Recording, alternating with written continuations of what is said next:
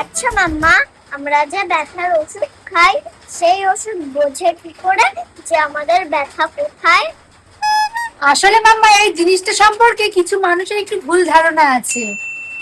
মানুষ মনে করে কি ওষুধের সাথে জিপিএস ট্র্যাকার লাগানো, তাই ওষুধ জায়গা মতো গিয়ে কাজ করে। এটাই তো মানুষের ভুল ধারণা।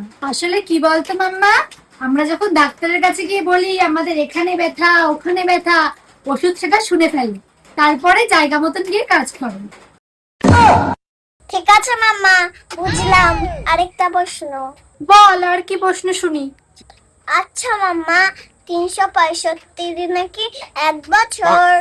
এখানেও একটা ভুল আছে মাম্মা, কিন্তু এই জিনিসটা যারা আবিষ্কার করেছে এটা তাদের ভুল। আমরা কি জানি 365 দিনে 1 বছর, তাহলে 365 দিনে যখন 1 বছর হয় তাহলে 1 বছরে 365টা রাতও হবে, তাহলে 365 দিন হলো 365 রাত। তাহলে কি দাঁড়ালো মাম্মা? 365টা দিন আর 365টা রাত, তাহলে যোগ করলে কত হয়? 730। তাহলে 1 বছর সমান সমান 730 দিবারাত্রি। ও, বুঝলাম। তা মাম্মা, রোগীকে অপারেশন করার সময় রোগীকে অজ্ঞান করে দেয় কেন?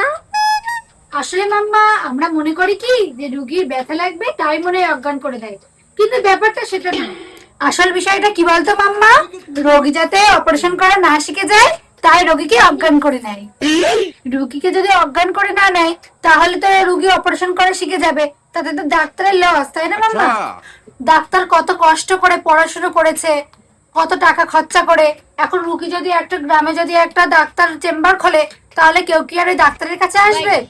রুগী চেম্বার খুলে অল্প টাকায় তখন অপারেশন করবে, তাই তো রুগীকে অজ্ঞান করে নেয়।